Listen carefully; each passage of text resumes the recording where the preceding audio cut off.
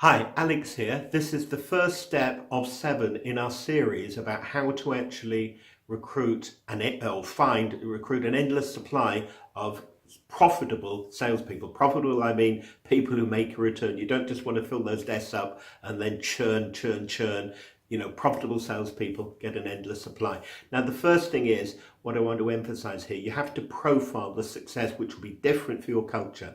Most people in all recruitment, not just in sales, look for the particular talent, experience, qualifications to do the actual job.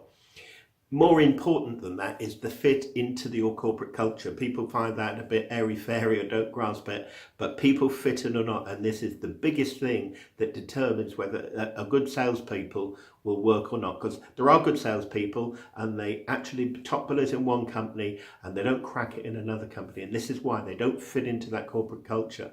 Now, to know if they fit into corporate culture, you've actually got to do some work to find out what it is. It's a lot simpler than it sounds, and you can get very systematic on it. So you're looking for the values, look for the top 3 values. The top 3 values might be an interest in learning, it might be innovation, it might be creativity, it might be travel, it might be leadership, it could be all sorts of different things that identify your culture. How do you dress? Do you wear collars and ties?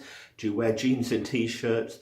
Do you wear something in between? Whatever, that's all part of your culture. But the important thing is, what is the important thing? What defines you? I've been in sales teams and they're all football fanatics, and somebody who's not into football just wouldn't fit in at all. So you've got to define your culture, what it is, so that when you recruit, you have a piece of paper that says what it is and you mark them out of 10 whether they fit in. Now, it's great on interviewing because they can't lie or try to sell to you because they don't know what those details are, so that you really get to know the real person. And there could be good people and reject them if they don't fit in. So you've got to be quite brave on that. Now, on the endless point, it's always better, we have found with high growth companies, to not make the mistake of thinking, well, we need experienced people who know our industry and got experience so they can hit the floor running and produce immediately. Sounds great, very logical, doesn't usually work out that way. And plus, you've got all your competitors chasing the same few bits of talent. And when you get them, they're going to charge you a lot more, come with loads of baggage and give you loads of problems. And quite often, and they're also headhunted by people like me all the time for other clients and playing musical chairs in the industry. Now, if you get people in as new entrants and develop them with a system that's automated, we'll talk about that in later steps, you can actually, like McDonald's, I think is a great example, world's biggest restaurant chain, and when's the last time you saw a chef there? They take and recruit people with minimum skills and develop them into their system. So that's absolutely fantastic.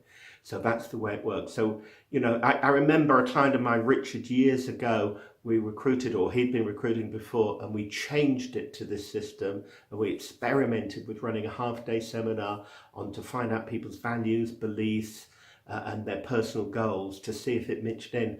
And suddenly the productivity of the dropout rate went brilliantly.